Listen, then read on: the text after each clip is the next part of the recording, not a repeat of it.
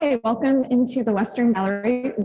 Thank you all for waiting for a little bit of schedule, but we actually have a few things we have to move around within the gallery as we switch over from one artist talk to another. So thanks for your patience. Glad you're still here.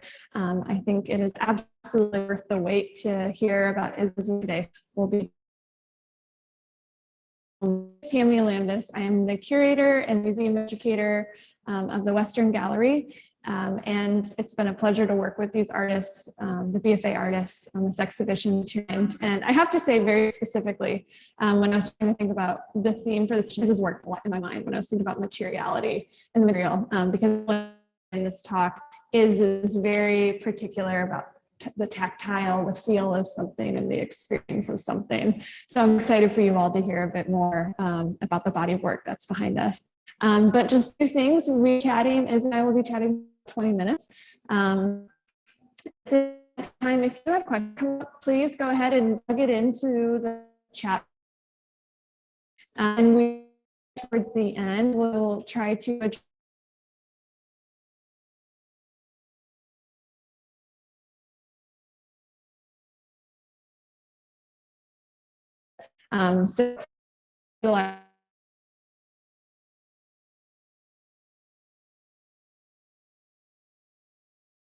so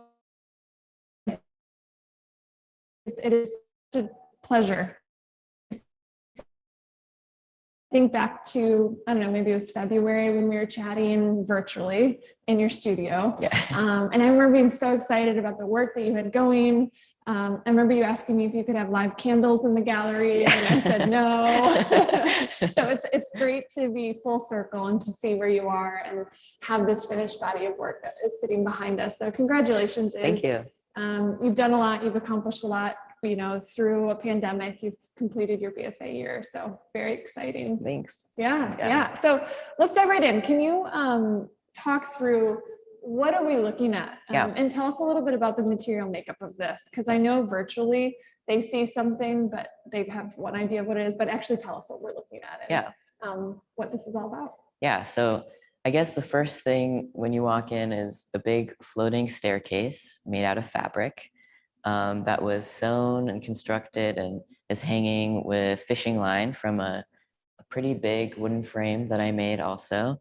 There is a sound component, and there's also on the ground for people to interact with and walk over is about 12 cast resin tiles with some soil over it. And when you walk over it, the tiles are kind of exposed. And then there is a sort of fabric wall that is separating my work from the rest of the gallery space. Yeah. Great. Thank you. Yeah. And what's the title of this work and how did you arrive at that?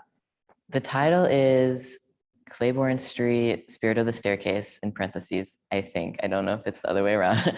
And basically, the Spirit of the Staircase part is something that I arrived at kind of late.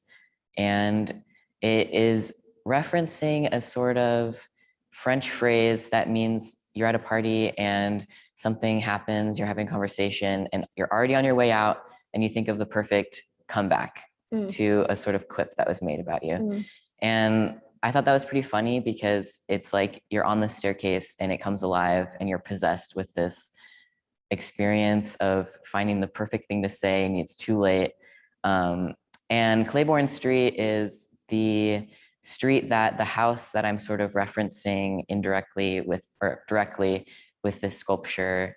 That's in Louisiana, Mandeville, Louisiana. That is the house that I visited as a child. It's no longer something that I could visit, but that is the direct street name of that house. Yeah. Okay, and I think that's important, right? So for those of you listening in, this is not just a random staircase, even though there's definitely a universal understanding of what a staircase is. We can all look at it, understand it, know what it is, but to you, this is a personal totem of a place, time, moment, memory, story, right? So there's something to be said about that and how you're inviting people into this very private space. So I think what's really significant about your work is how it's experienced. And I want to I want to dive into that a bit more because I know even before you had this conceptualized, you really wanted to create an installation that created an aura of like sacred. You wanted there to be a liminal space, you know. I know the word conduit is really important for you. Can you describe that a bit more about how you want people to experience this, and even the very practical, like what do you want people to do when it comes to your work? I guess one of the main aspects of the piece that is really important to me is meditating on this idea of haunting and how spaces can be haunted with energy that reasserts itself and can be experienced even if you aren't like fully aware of it. And that's kind of really what I wanted to capture. It's like a vague structure of a staircase. It's something that can be pretty recognizable without all the details, but that was kind of what I really wanted to be the focus when you walk into the space, is that you yourself can be the spirit, you yourself can be the conduit of this experience and feel the presence, even if you don't really know everything that it's about. And I really wanted there to be like a sort of document of people viewing it, which is why I chose like the dirt on the ground that can get footsteps. Trace. And like tracking. And I think that's also what draws me to working in fabrics, because before the BFA, like working in fabrics was like a really new medium for me. I like learned that I loved it by taking classes with Seiko Purdue. And what really draws me to fabrics is that it can become its own document of use. So like I still am, but for a long time I was really interested in like bed sheets and how like you use them and they're kind of worn just by having contact with the body, and there's like maybe like coffee stains or ink stains or having this dip where the body is, and that became really interesting to me because over time this use is documented in the fabric itself, in the fibers itself, and it becomes sort of a collaboration between the maker of the fabric, the production of it, and the use of it. So I guess that is kind of a reference to is with the tracking in the dirt. Just this tracking of movement and all of that energy. And you know, when you're chatting just now, it's a theme that I remember being prevalent to, and even your earlier like studies of what you were considering is this idea of absence and presence. Right. And I think there's something else to be said that you've taken stairs, but you've lifted it and removed it from its functional quality. No one's actually going to walk on these steps. It's more of this like floating entity of a past staircase or a future, you know, it kind of is timeless in some regard too. But absence and presence, as in no one's actually here walking on it. The viewer gets to engage in this as they wish. But I think the sound is an important aspect of absence and presence. So can you describe, there is a sound when you engage with Iz's work, there's a bit of a background noise that comes and goes. Can you describe what you created and recorded and what people hear when they encounter your work? Yeah, so I think for a while I've been really interested in like language and cadence of the voice, like rhythm, and like capturing that. And I think it kind of came a little bit later. I was making this and I wanted it to be sort of interactive, and I wanted there to be this this presence of movement that obviously you can't walk on those. I would not recommend walking on those. Please don't walk on these if you come to the gallery. So the sound for me, I've been really interested in sound, and it is a recording. I placed this digital microphone somewhere on a staircase in one static location, and I sort of just walked around it. And I walked backwards, forwards, kind of changing up the rhythm of my steps.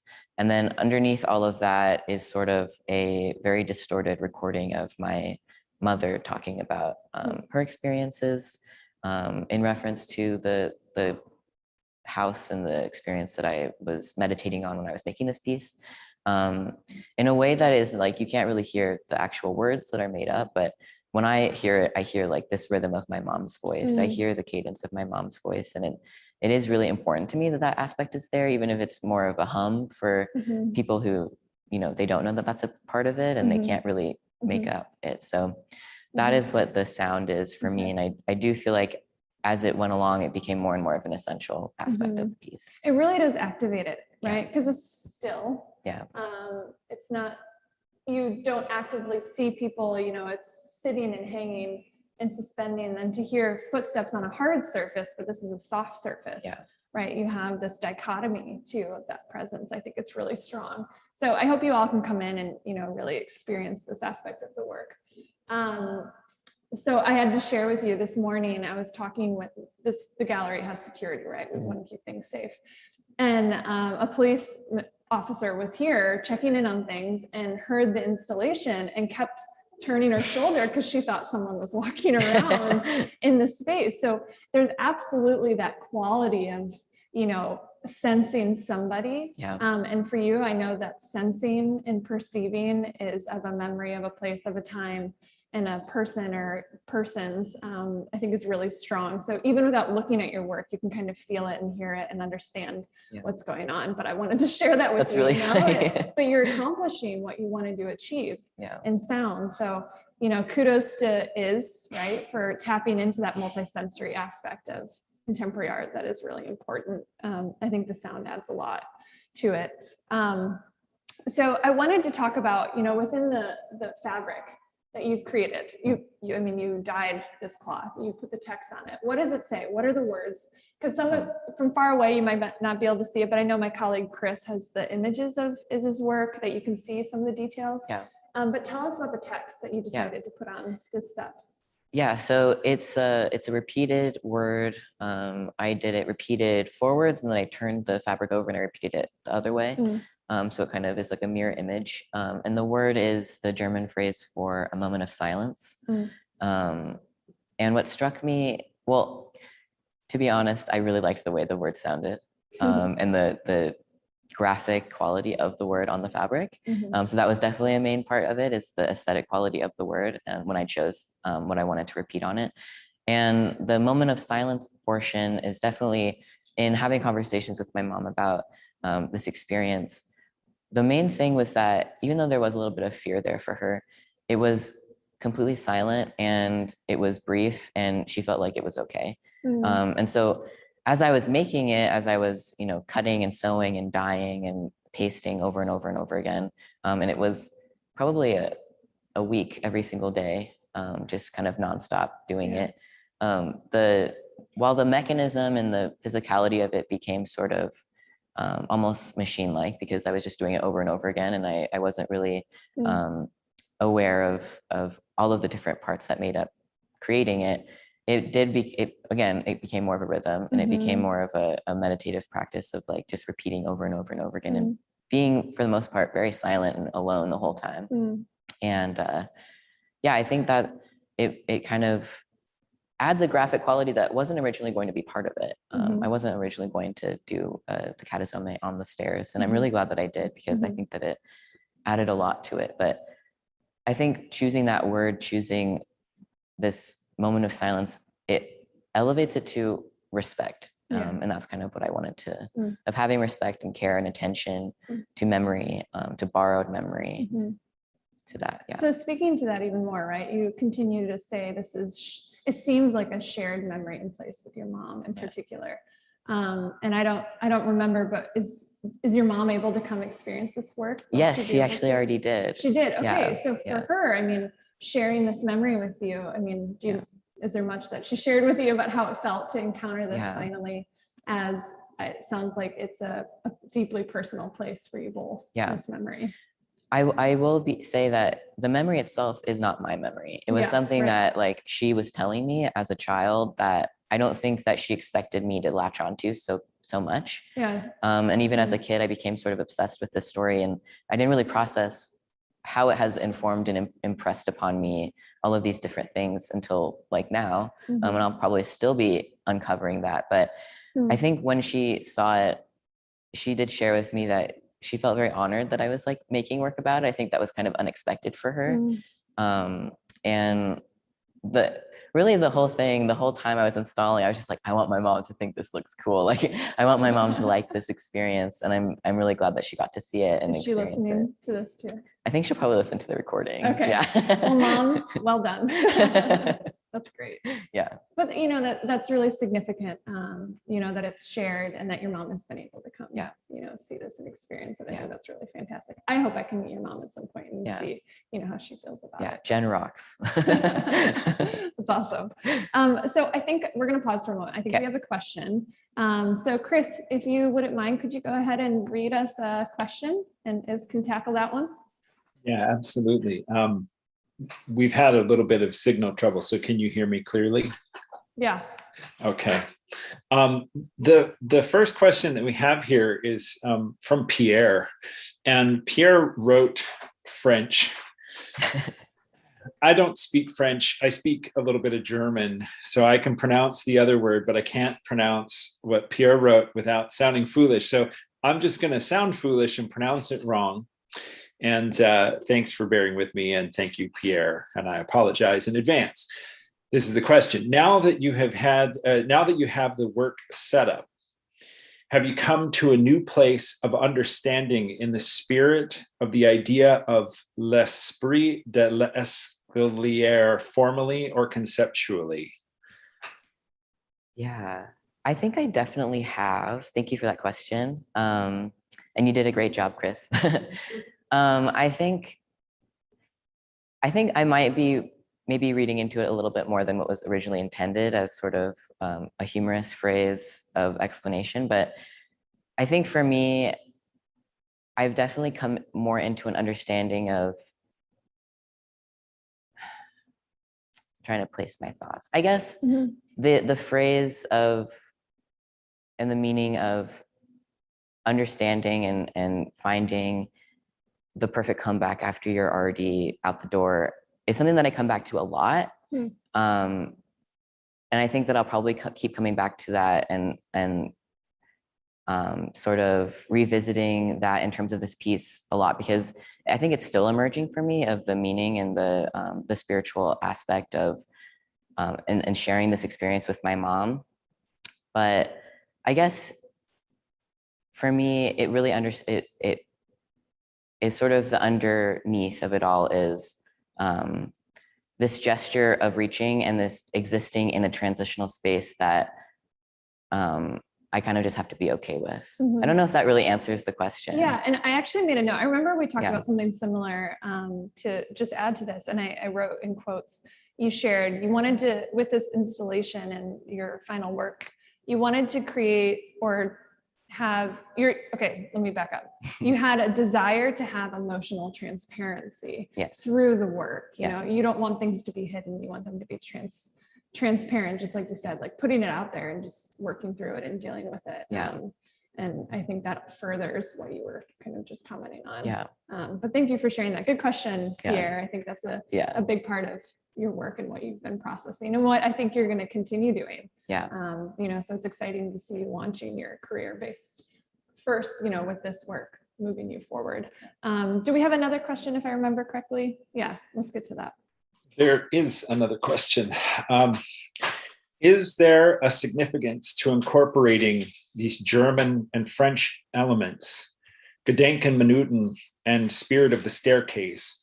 Are these nationalities significant to how you share these memories? I think, I guess I didn't really think about that both of them are European languages, but I think I've always really been interested in language and how it can obscure or make meaning, and especially when it comes to like the written language and spoken word. But at least for German, my stepfather is German. And so I grew up sort of learning a little bit of the language and finding a lot of poetry and beauty in that language, and like seeing their relationship, how it has blossomed and changed over time. I think is also, if this is a piece and it is about, my mother and our connection and our relationship and the way that it has informed my sense of history and spirituality, then I think that he definitely plays a role in that too. So for that language, yes.